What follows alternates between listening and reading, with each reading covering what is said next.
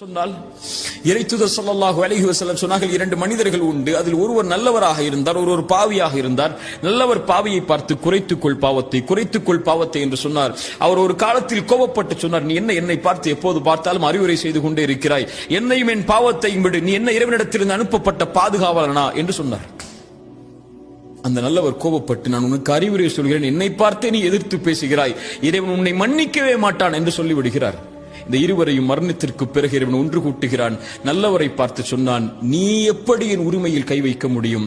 நான் இவரை மன்னிக்க மாட்டேன் என்ற உறுதியை நீ எப்படி கொடுக்க முடியும்? நீ நரகத்திலே செல். அந்த பாவியை அழைத்து சொன்னான், நீ கவலை கொள்ளாதே, என் கருணையால் உன்னை மன்னிக்கிறேன், செல் என்றான். நம்முடைய பார்வையில் பாவியாக தெரிபவர்கள் இறைவனுடைய பார்வையில் யார் என்று நமக்கு தெரியாது. என் அடியார், என் தோழனை, என்னுடைய சகோதரியே, நீ ஒரு பாதையில் இருந்து மீண்டு நற்பாதையில் அமைத்ததற்கு பிறகு ஒருபோதும் இந்த மனிதர்களை குறித்து கவலை அடையாதீர்கள்.